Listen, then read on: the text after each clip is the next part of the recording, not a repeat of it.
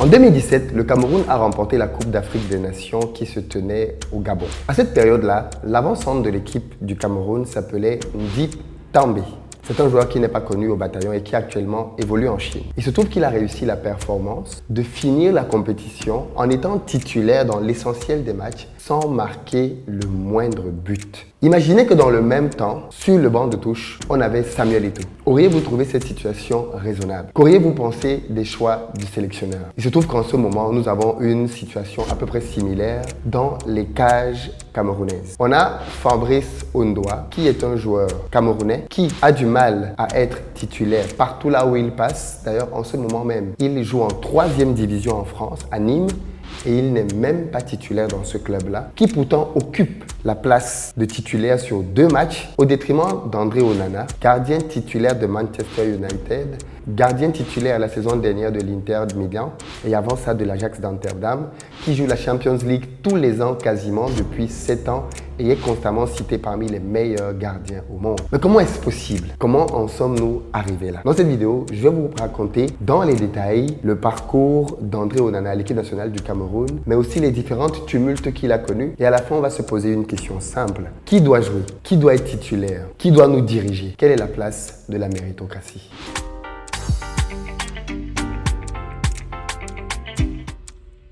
Salut à toi et bienvenue sur ma chaîne, moi c'est Philippe Simo.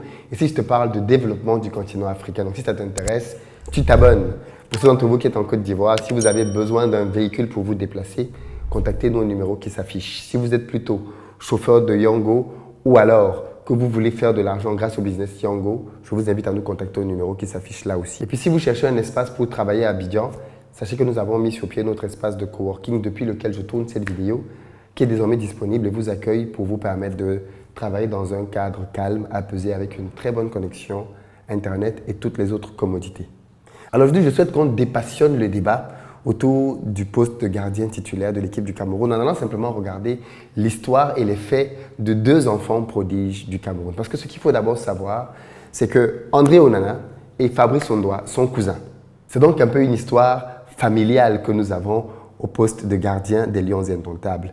Les 2 enfants naissent à peu près au même moment. Fabrice Ondoa est né le 24 décembre 1995, quand André Onana, lui, est plutôt né le 2 avril 1996. Quelques mois les séparent. En 2009, Fabrice Ondoa rejoint la Masia. En 2010, André Onana rejoint la Masia. La Masia, c'est l'école de football du FC Barcelone qui a formé Lionel Messi, Xavi, Iniesta et toute la galaxie de très grands joueurs que l'on a connus à l'époque où Barcelone régnait sur le football mondial.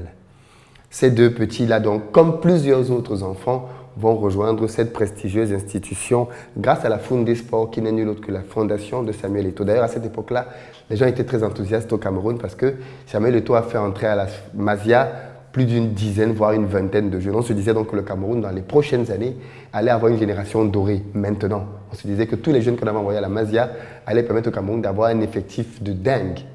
La vérité, c'est qu'au final, de tous les jeunes sortis de la Masia, seul un seul a une carrière digne de ce nom et digne de la Masia, c'est André Onana. Le reste, malheureusement, ont été des flops. Mais revenons sur les parcours de nos 2 héros. À 14 ans respectivement, les 2 vont être vainqueurs de la Ligue des champions U19 UEFA avec la réserve de Barcelone. Ce sont donc 2 vrais talents affirmés, mais qui vont avoir des destins totalement différents dès la sortie du centre de formation. Il commence son aventure en club par le FC Séville B, c'est la réserve du club de Séville. Et malheureusement pour lui, les choses ne vont pas bien se passer, malgré le fait qu'il soit dans l'équipe réserve. La saison 2016-2017, il va jouer un seul match. Et la saison 2017-2018, il ne va pas du tout jouer. Or, quand on va regarder tout à l'heure son parcours en équipe nationale, vous allez constater que même comme il ne jouait pas du tout en club, il va quand même avoir la confiance de ses sélectionneurs en équipe nationale. Et d'ailleurs, cette année-là, il va remporter la Coupe d'Afrique des Nations. Mais en club, il ne joue pas du tout. Ensuite, bien évidemment, je pense qu'une pression lui est mise en disant « tu ne peux pas continuer d'être le gardien titulaire de l'équipe du Cameroun sans jouer ». Il quitte donc FC Séville B et il va en Belgique à Ostende. Mais arrivé à Ostende, les choses ne se passent pas mieux. 2018-2019, il joue 17 matchs, ce n'est pas une saison pleine. Et 2019-2020, l'année de la confirmation, malheureusement, il ne joue que 5 matchs. Conscient qu'il ne peut pas rester dans un club où il ne joue pas, il décide d'aller en Lettonie, tout petit championnat, tout petit pays, le niveau n'est pas très élevé, mais il doit jouer. Et arrivé en Lettonie, il joue avec le FK Oda. Et là, il va faire une saison pleine de 30 matchs.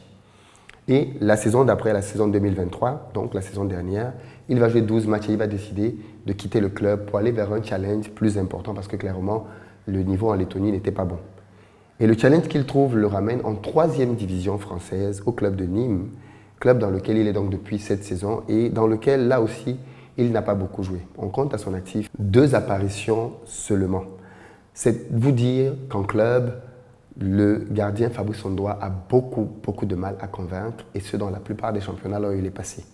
Parce qu'il a fait, oui, la Belgique, il a fait l'Espagne, aujourd'hui il est en France, et à chaque fois, même dans des clubs de niveau inférieur, on a du mal à lui accorder la confiance. Quel est donc le problème avec Fabrice Ondoa? Pourquoi il a du mal à s'imposer en club?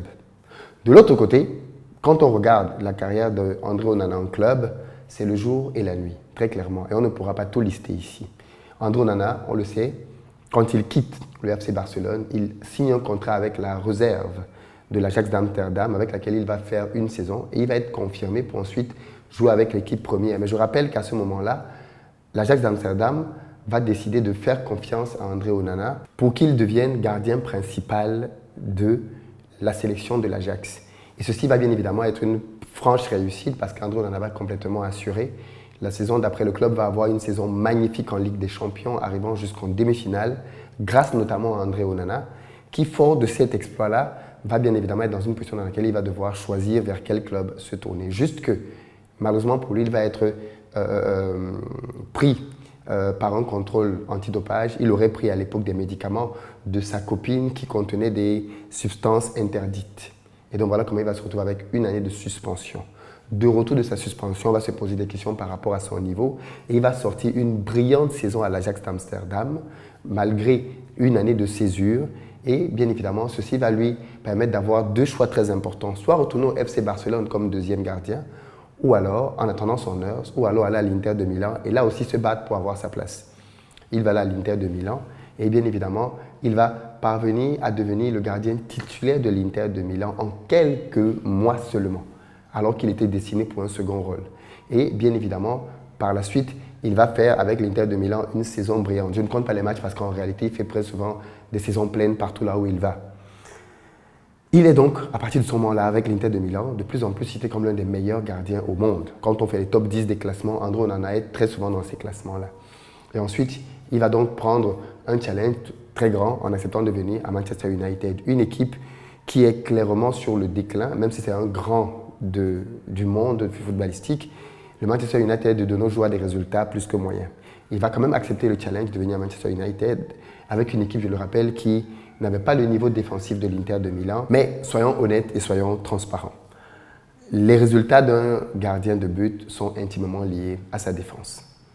Un gardien de but ne peut pas faire d'exploits tout seul en permanence. Et André Onana, pour ceux qui suivent le football anglais, s'il est vrai qu'il a commis quelques erreurs en Champions League, il est tout aussi vrai qu'en championnat, il a quand même sauvé Manchester United de plusieurs situations assez difficiles cette saison. En tous les cas, il est toujours le gardien de Manchester United et depuis 7 ans, il joue régulièrement la Champions League et donc est confronté au niveau footballistique le plus élevé au monde.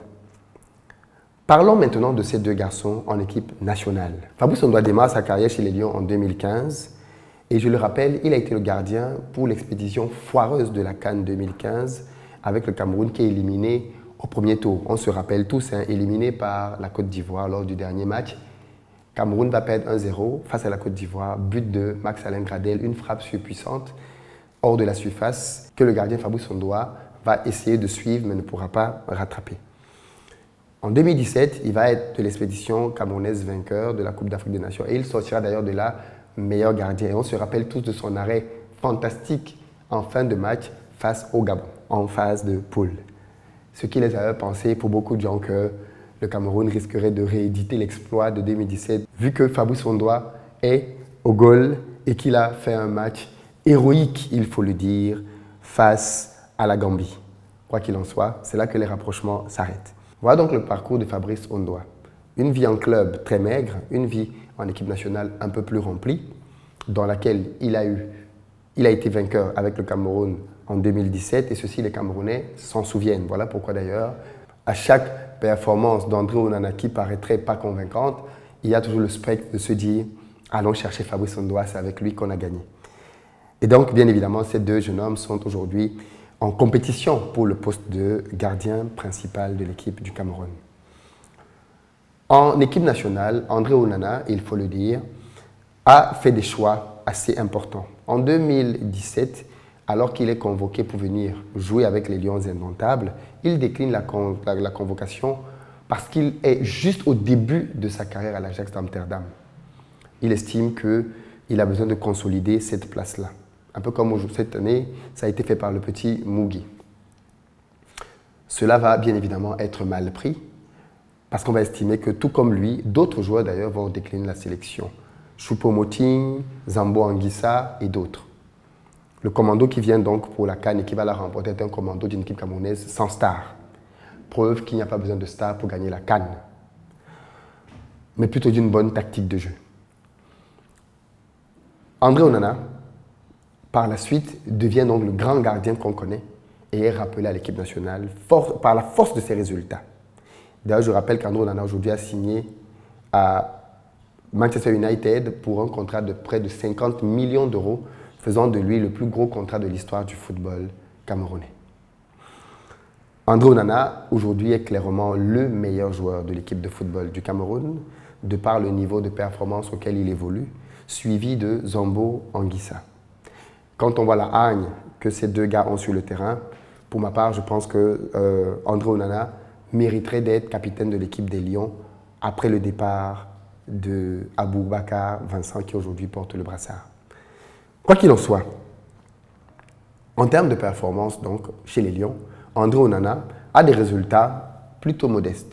En 2019, il est le gardien titulaire de l'équipe du Cameroun qui va jouer la CAN à domicile et arrive 3e de la compétition. Donc oui, on arrive jusqu'en demi-finale face à l'Égypte et on perd au tir au but. Mais par la suite, André Onana continue de travailler avec l'équipe du Cameroun et c'est lui qui qualifie l'équipe du Cameroun quand il revient de sa suspension. Et une fois qu'il a qualifié l'équipe du Cameroun face à l'Algérie, on se rappelle l'épisode de Blida parce qu'il faut que les gens se souviennent que c'est André Onana qui était au goal et qu'il a fait pas mal de sauvetage pendant ces deux matchs. À la Coupe du Monde, malheureusement, il va être mis à l'écart suite à une altercation avec son sélectionneur, Rigobert Song, pour des choix tactiques. À la suite de cet épisode, c'est très important de suivre ce qui se passe maintenant. André Onana prend sa retraite internationale avec un communiqué qu'il publie sur les réseaux sociaux.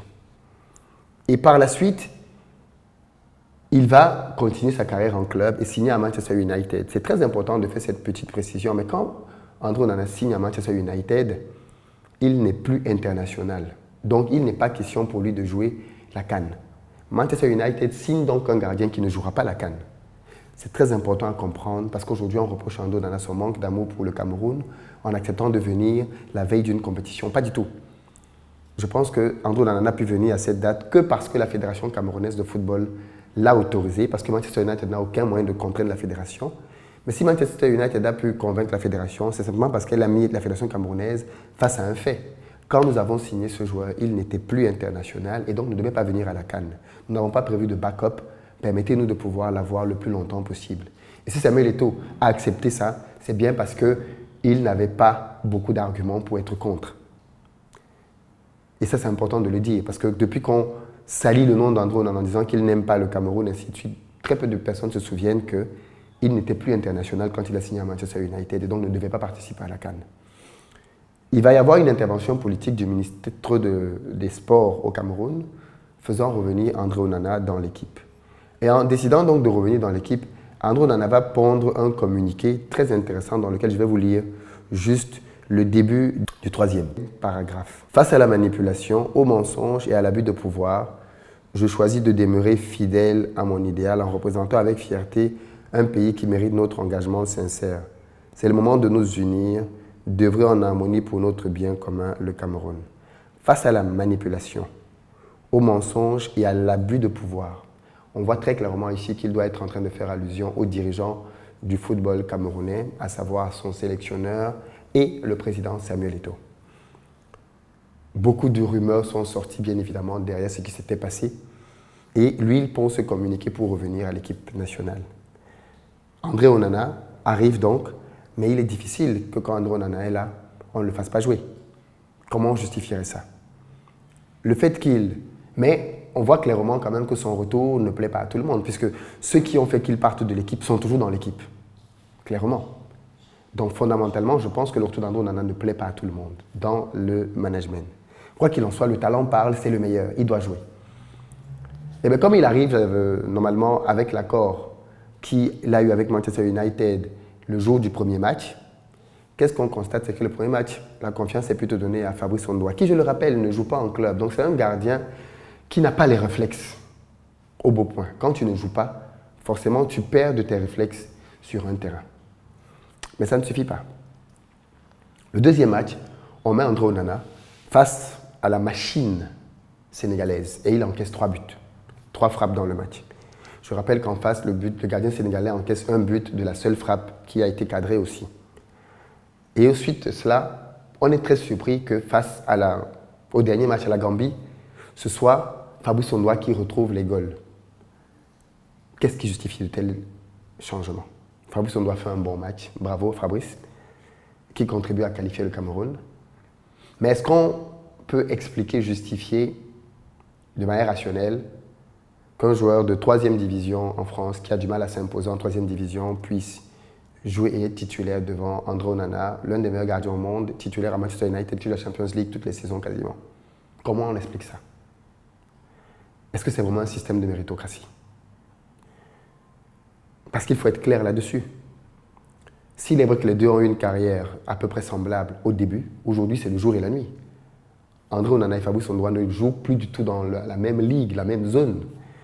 C'est vraiment le jour et la nuit. C'est Samuel Eto'o et Ndip També. Il n'y a aucune comparaison possible entre les deux gardiens.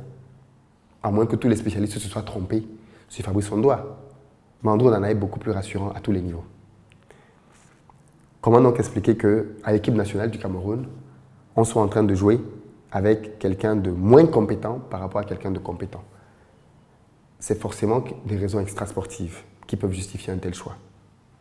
Est-ce que l'entente est bonne? Les rumeurs disent que dans la tanière, André Onana aurait clashé avec Samuel Eto'o, Rigobert Song.